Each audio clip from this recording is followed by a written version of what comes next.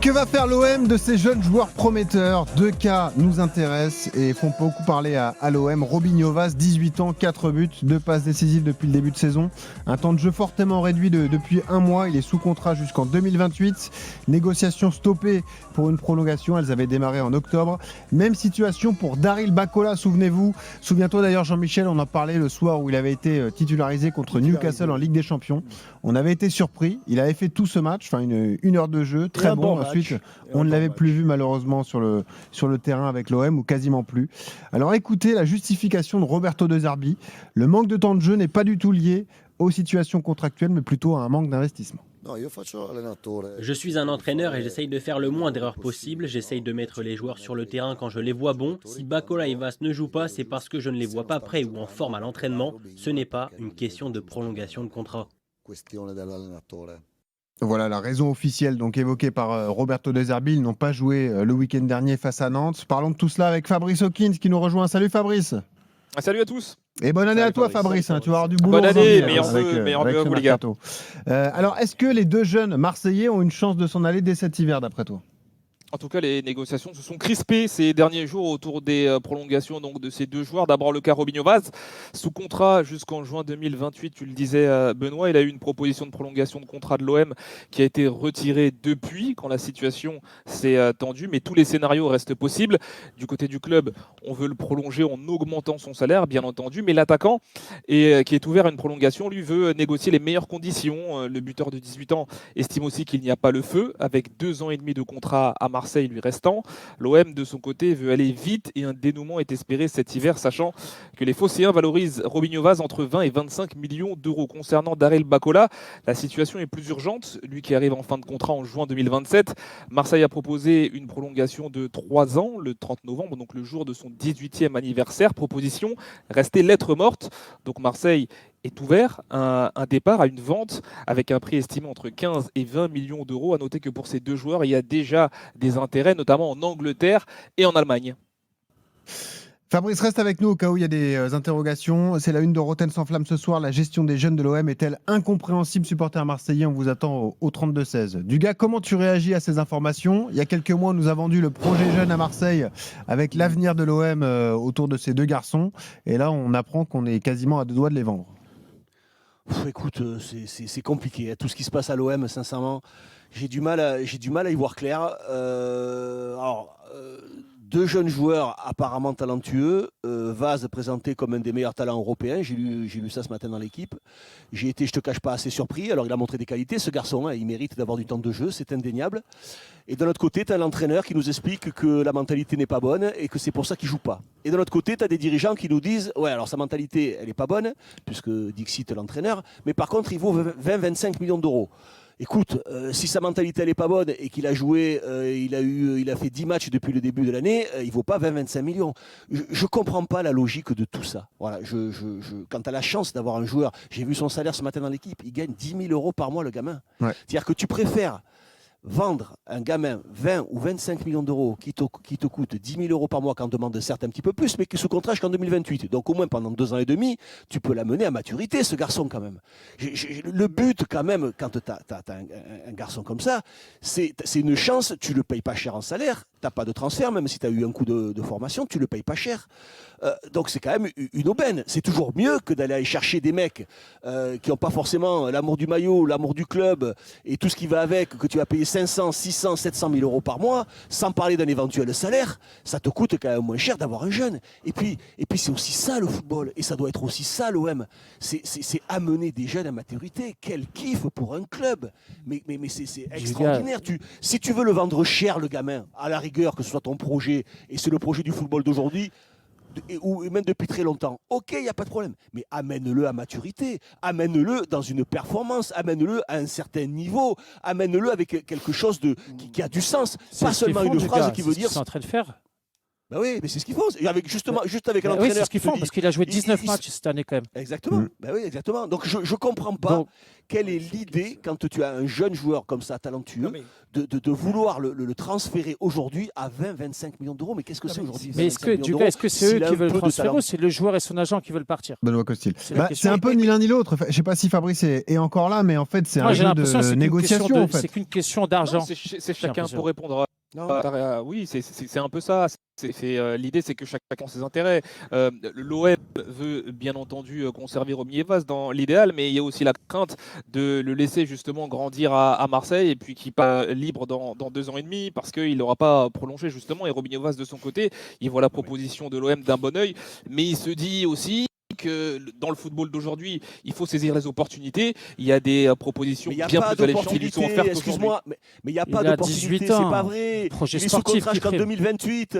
Le seul intérêt qu'a ce garçon, c'est de jouer au foot. Ah oui, bien sûr. C'est d'avoir du temps de jeu. Il n'y a que ça qui fera. Mais c'est ce que Marseille lui offre. Ouais, Jean-Michel, vas-y. Oui, enfin, c'est justement. Mais non, Marseille ne lui donne pas justement ça. Mais justement que non, puisque ça. aujourd'hui, on est en train de parler de prolongation de contrat à des joueurs dont on dit qu'ils n'ont pas une bonne mentalité à l'entraînement. Alors, expliquez-moi quand même. C'est ce qu'on vient de nous dire lors du week-end dernier, parce que c'est pas du tout ce qu'on disait il y a un mois. Hein. C'est ça le truc. Non, mais écoute, ce qui existait il y a un mois n'existera pas dans un mois. Tout va vite. Moi, je ne cherche pas à savoir si c'était mieux il y a un mois ou dans un mois. Je te dis simplement qu'aujourd'hui, on parle d'une prolongation de contrat refusée par l'un et par l'autre, en te disant que c'est l'avenir, éventuellement, s'ils veulent les prolonger, c'est que c'est l'avenir de l'Olympique de Marseille. Et dans le même temps, on te dit, de toute façon, ils ne jouent pas parce qu'ils n'ont pas une bonne mentalité à l'entraînement. Oui. Alors, où ce sont des garçons qui sont à l'OM et qui ont un avenir à l'OM, demain, si Aubameyang est pris par l'âge de la retraite, ce qui est possible, qui est-ce qui peut jouer avant-centre par rapport à l'effectif actuel qui revient de blessure. Non, mais Vaz, c'est surtout Vaz, c'est surtout le jeune. Oui, c'est le remplaçant naturel en termes de positionnement. Dans l'immédiat, à voir, mais avec le temps peut-être. Du moins, c'est ce que lui doit avoir envie. Mais même dans l'immédiat, il a mérité de jouer plus que ça quand même. Tu joues face à Nantes. Christophe, Jean-Michel, quel club de Ligue 1 aujourd'hui, quel club de Ligue 1 va proposer à Robinho Vaz d'être un titulaire indiscutable en Ligue 1? Ça, c'est sûr. Je suis pas sûr qu'il y en ait beaucoup. Je suis pas sûr qu'il y en ait beaucoup. Donc aujourd'hui, le temps de jeu que lui propose l'OM et l'environnement qu'il a à l'OM, moi je trouve que c'est une chance pour le jeune de se développer sportivement en respectant les timings. Mais Benoît, pour lui, je trouve qu'il a un environnement parfait. Mais si on te dit, mais si le discours était celui que tu tiens, il est jeune, il faut pas aller trop vite en besogne, on va modérer ses apparitions. Non, on te dit, il ne joue pas parce qu'il n'a pas une bonne mentalité et qu'il n'est pas bon à l'entraînement. Mais Jean-Michel, et dans le même temps, on te dit, on veut le vendre. Jean-Michel, tombons pas dans ce piège. Tu connais Roberto De Zerbi.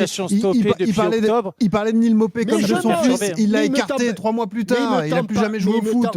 Il ne me tend pas un piège. Je le prends pour ce qu'il est, Roberto De Zerbi. Je juge la situation. Moi, si je veux vendre ma voiture, je dis pas que ma voiture elle est pourrie et qu'elle avance pas. Et là, tu as raison, c'est que si tu as envie de vendre ton joueur cher, il ne faut pas dire qu'il a une mauvaise mentalité. C'est vrai que là, on a du mal à comprendre ça. Je veux bien que tu t'entendes. Et si je dis ça, on me prend pour un fou. On me prend pour un malade.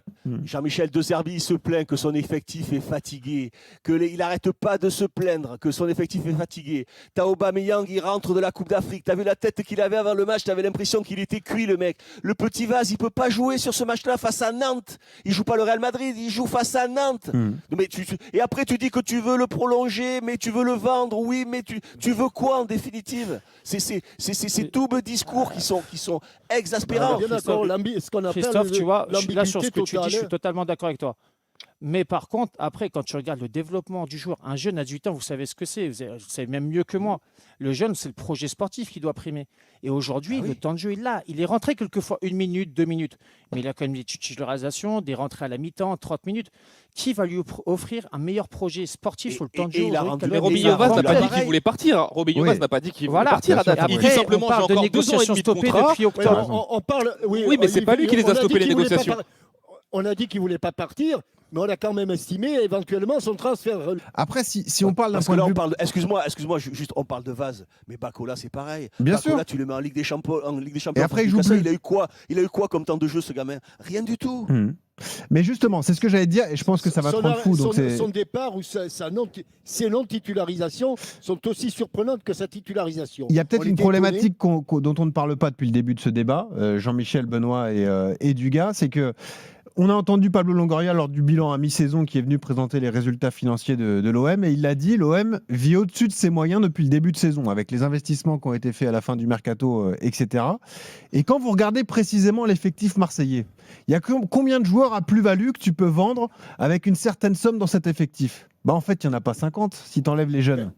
Est-ce que c'est pas les deux jeunes que tu peux vendre et sur qui tu peux faire des plus-values? C'est terrible de penser comme ça, mais c'est peut-être la réflexion de la direction. Pourtant, les prolonger à n'importe quel prix, je sais pas. Mais qui a une plus-value dans cet effectif à part peut-être Greenwood? D'accord, mais si demain on apprend qu'ils ont signé à 250 000, on va tous se dire ils sont jeunes, ce qu'ils prennent, etc., etc. Moi, ce que j'ai regardé plusieurs fois, c'est qu'on voit Mehdi Benassia, c'est ses mots. J'ai pu l'entendre plusieurs fois. Il est au mérite. Déjà, est-ce qu'il a peut-être des primes d'objectifs, de participation? Il veut que les jeunes ils aient faim. Tu ne vas pas leur donner un salaire monumental, le salaire de Mopé ou de Kondogbia, etc. à 18 ans. Lui, il veut qu'ils aillent chercher les jeunes, ils ont fait. On a vu des anciens, des mecs d'expérience qui ont marché face à Nantes. Tu sais, c'est toujours facile de donner des leçons aux jeunes. J'ai regardé le match aussi. J'ai regardé le match aussi. Je critique personne. Moi, ce que je veux dire, c'est le sentiment que les jeunes, ils ont la chance d'avoir deux Herbies, on peut critiquer, etc. Mehdi Benassia, on peut critiquer, mais je trouve que les jeunes, ils ont le meilleur trio entre deux Herbies, Benassia, Longoria, pour les accompagner dans leur process d'évolution. Et je trouve ça dommage. Je trouve que c'est dommage Là, je suis pas trop d'accord avec toi. Vis-à-vis de deux Herbies qui fait une fois sur 5, bon, c'est. Benoît, qu'est-ce que tu veux dire ça? Sur les deux derniers mois, il a moins été performant, il a moins joué. Le vieux va t'expliquer. Le vieux va nous expliquer quand même que la meilleure façon qu'un jeune progresse, c'est que sur le terrain, il ait des cadres qui soient faits véritablement des cadres, qui lui montrent l'exemple et qui lui montrent le bon chemin. Alors aujourd'hui, les jeunes de l'OM, tu trouves qu'aujourd'hui... Je pense qu'un mec comme Aubameyang qui est à son poste est un très bon exemple à suivre, je pense, pour Robinho Vaz. Non mais là m'expliquer que le trio de l'OM est le meilleur trio pour accompagner ces jeunes-là. Je ne dis pas que c'est le meilleur, Christophe. Je ne dis pas que c'est le meilleur. Je dis juste qu'ils ont un entraîneur qui fait jouer les jeunes, qui leur donne du temps de jeu, et un mec comme Mehdi Benassia, qui est un directeur du football, qui est jeune, qui les accompagne. Alors les respecter, c'est de dire on va leur donner 250 000 €, on les barricade. Non, je parle pas de ça. Moi, je parle pas d'argent. Je m'en fiche. Ça c'est bidon. Moi, là-bas, je parle pas d'argent. C'est le nerf de la guerre du gars, quand même. Mais non, c'est pas le nerf de la guerre. Évidemment que si. Mais non, c'est pas le nerf de la guerre parce que si l'agent de Robinho Vaz il vient et qui dit moi je veux que mon joueur il touche 200 000 par mois, sinon on s'en va, qu'est-ce que tu fais? Il est sous contrat jusqu'en 2028. Et bien il va toucher 10 000 balles par mois. Jusqu'en 2028, il jouera pas et il aura peut-être et tout le monde sera perdant dans l'histoire. Sa carrière terminée avant même qu'elle ait commencé. Enfin, il y a des choses qui sont prioritaires dans la vie. Est-ce que la priorité de Vaz et de Bacola, c'est de gagner 100 000 ou 150 000 ou c'est de jouer un match sur deux titulaire? C'est quoi la priorité? Mais on est tous d'accord. Mais on peut comprendre aussi la position du club qui veut peut-être pas non plus leur donner des salaires astronomiques parce qu'ils ont fait 6 mois de championnat de haut niveau. Qui a dit qu'il fallait leur donner des salaires astronomiques? Pourquoi tu dis ça? Je comprends pas pourquoi tu dis ça, Benoît. Parce que peut-être que les propositions de prolongation se sont arrêtées parce que les demandes de l'agent étaient exorbitantes. Ça peut être ça aussi l'explication. Le gamin est sous contrat. Il est sous contrat jusqu'en 2028. Mais sauf que si les positions sont faire jouer, et on arrête les discussions et on va voir. Et on arrête les discussions. Et du coup, tu voudras encore moins le faire jouer parce que petit à petit, il arrivera à échéance de son contrat et tu le vendras plus. De toute façon, le verre est dans le fruit. De toute façon, c'est du chantage permanent. Tiens, alors accueillons Norberto, supporter de l'OM qui veut participer au débat au 32-16. Salut Norberto. Salut. Sois le bienvenu dans Rotten sans flamme. Merci, bonne année à vous tous. Bonne année à toi. Salut, alors... pour revenir sur ce débat-là, moi je suis d'accord avec Benoît. Lequel? Gamins, Benoît Costil. Ces gamins, ils ont ce que n'importe quel gamin de 18 ans qui aime le foot aimerait avoir. Ils sont un des deux plus grands clubs français. Ils touchent 10 000 € par mois. Je voudrais savoir combien gagnent leurs parents en travaillant à l'usine. Ouais, mais ça, c'est incomparable. Quand M. Dugarry dit que l'argent n'est pas le plus important, il va se passer ce qui s'est passé avec Liadji. Ouais, c'est vrai. Les Bon mecs, exemple. ils vont se barrer. L'OM doit les prolonger. On va leur Liadji, filer il a 150 disparu, millions par mois. Liadji. Il joue dans le golf. Liadji. Ils ont disparu, tous ces jeunes. Attends, Dugas, laisse-moi parler. Ils vont leur filer 150 000 € par mois. Ils vont jouer. Ils vont arriver à la fin du contrat. Ils ne voudront pas redoubler. Qui c'est qui va gagner dans l'histoire? C'est eux et leur agent. Parce qu'ils vont signer libre dans un autre club avec une grosse prime à la signature. Ils ont entièrement raison. Il ne faut pas les faire jouer, ces gamins. Tant qu'ils ne prolongent pas, ils ne jouent pas. Dans 2 ans, on les aura oubliés. Après, les contrats sont longs, c'est ce que dit Dugas, hein, d'ailleurs. 2027-2028. Mais le problème, c'est que s'ils ne signent pas aujourd'hui, en 2026, 2027, ils sont à 1 an de la fin du contrat, ils ne signeront pas. Mais il reste 2 ans et demi avant. Mais putain, mais Dugas, mais t'es plus bête que tes pieds, toi. Non, purée, déjà, on dit pas de gros mots, Norberto. Mais non, On reste mais- respectueux. 2028, 2026, ils ne prolongent pas. À 2027, Mais qu'est-ce que tu racontes? Mais qu'est-ce que tu racontes? C'est 2 ans et demi, c'est juin 2028. Qu'est-ce que tu racontes? Et alors, juin 2028, qu'est-ce que tu racontes? Il a commencé depuis 6 mois le championnat déjà. Mais qu'est-ce que tu racontes? Il aurait pu le faire jouer depuis bien longtemps. Et qui c'est qui est bête entre nous deux? Tu vas m'expliquer le football, toi tu vas m'expliquer les contrats. Alors, Qu'est-ce que personne tu vas n'est bête. m'expliquer? Et- Alors, Roberto, arrête un peu, qu'est-ce que tu racontes? Fais-le au moins jouer 5 matchs d'affilée. Fais-le jouer 5 matchs d'affilée, ça n'arrive jamais. Un coup il joue à droite, un coup il joue à gauche, un coup il joue pas. Qu'est-ce que tu racontes? Les jeunes, il faut les faire jouer. Ils veulent jouer. Ils sont motivés. Ah, mais Roberto, On l'a vu, Norberto, sur ses enfants. Roberto, là, c'est la plus. Robinho Vaz. Roberto, c'est Je suis extraordinaire pas sûr quand qu'il y ait même. un joueur de l'OM cette année qui ait fait 5 matchs consécutifs. Ouais. avec tout. Quel que soit le statut, t'as raison. On parle pas de 5 matchs consécutifs pour des jeunes qui ont 18 et 19 ans. On parle pas de ça, Roberto. Norberto. Tu sais la prix. Comment? Norberto. Ah, Norberto. j'avais Ah oui, compris, Norberto, bien sûr. Norberto. La priorité pour ces gamins, si à l'heure où on se parle, Norberto, c'est de savoir, plutôt que de gagner 10 000 ou 15 000 ou 20 000, la priorité, c'est pas de jouer et d'être bon et d'être concentré à l'entraînement, d'être appliqué à l'entraînement, de convaincre l'entraîneur et son staff à l'entraînement pour être les meilleurs. Il faut qu'ils changent de métier, Norberto. Il faut qu'ils changent de métier. Je suis d'accord avec Leur toi, capitaine. priorité. Si ces gamins, si leur priorité, c'est le Norberto, leur football, priorité, la priorité des priorités, c'est de progresser et d'être bon. Et s'ils sont bons et s'ils progressent, il n'y aura aucun problème pour la prolongation de leur contrat. Ah ben je suis d'accord avec toi, capitaine. La priorité d'un gamin qui joue à l'OM ou qui joue dans n'importe quel club Mais français... c'est pas la priorité actuellement. La priorité, je suis c'est de d'accord avec toi, prolonger. c'est ce que je dis. Et ben C'est voilà. ce que je dis, capitaine, on est d'accord. Un Là, tout le gamin monde de est 18 d'accord, ans, la alors. priorité, c'est de jouer et de progresser. Bon. Ils ont la chance d'avoir comme directeur sportif un Ouais, mais après, ancien mais- grand joueur, Mehdi Benassia. Qui est Il peut leur jeune donner aussi, des qui est conseils. jeune, qui est moderne. Maintenant, le problème de ces gamins de cette génération-là, c'est qu'il y a trop de monde autour d'eux et que ces gens-là ne voient que l'argent. Ils veulent tous se mettre à l'abri le plus rapidement ben, possible. tu vois, Et il va se on- passer ce qui s'est passé avec Liadji. Ils vont se retrouver à jouer au Koweït ou je sais Mais pas où. Liadji, avec tout le respect que j'ai pour Liadji, je ne sais pas qui c'est Liadji. Liadji, Je c'était sais un pas. jeune prometteur de l'OM qui avait signé à Lille et ensuite c'est qui une s'est perdu pépite, dans le hein. golf, qui a C'est aujourd'hui les 24 fameuses ans et qui pépites joue de à l'OM, là. l'Arabie. Ouais, c'est un joueur qui devait être le futur on de avait l'OM. parlé des Je sais pas pépites il y a si- plus Tout de à fait. 3 ans. Des Merci pépites à de l'OM. Norberto qui est venu au Les boss sont 32-16. d'accord avec moi, mais la priorité aujourd'hui, c'est leur plan de carrière, les mais accompagner ça, du c'est sûr. développement personnel. Bien sûr. C'est ça qui doit primer au détriment. Et pas l'argent. L'argent, ils vont gagner. Les talentueux, ils vont gagner plus tard. C'est bon. Bon, merci à Fabrice Hawkins. hein. Surtout s'ils sont bons, hein, Benoît. Salut, les gars. Non, mais Merci, surtout Fabrice. surtout ceux qui jouent à leur place sont vraiment impressionnants. Oui. C'est vrai que. Ouais, c'est vrai que- en plus, t'as raison. Ah non, mais en plus. C'est pour ça que moi, j'ai rien, parce que je t'avais Moi, opposé dans les buts. Ouais, c'est vrai. Moi, j'imagine que si j'avais eu 18 ans ou 19 ans, et puis là, j'ai deux Zerbi, le génie de Zerbi qui va me parler, qui va m'expliquer tactique, tu vois, qui va mettre un coup à un mec à droite, un coup à un mec à gauche, qui va passer à 5, qui va passer à 4 derrière. Et puis c'est vrai que tu as vraiment envie de travailler avec ce mec-là, tu sais, tu sens qu'il t'inspire, tu sais, c'est-à-dire que tu as été Ah, il jeune y a à de la 18 ans. continuité dans les idées. Voilà, exactement. Tu as marqué 4 buts, tu as fait 2 passes décisives, ce qui est pas trop mal avec le temps de jeu qu'il a eu. Ouais. Eh bien non, du jour au lendemain, on dit mauvaise mentalité, tu as une mentalité de merde, tu joues plus. Non mais On va te vendre. Bon, Cher. Dugas, t'as un peu de gaz hein, en ce début d'année. On j'espère que ça va durer toute l'année 2026. Eh oui, en tout Carlo cas. Gaspard, allez, vas-y. Je suis le premier à être dur avec les jeunes quand il n'y a pas la mentalité qu'il faut. Et ça existe, et ça arrive. Et je le comprends, il y en a beaucoup qui confondent trop l'argent avec le jeu et le temps de jeu. Je comprends, mais c'est pas toujours la faute des jeunes aussi, quoi.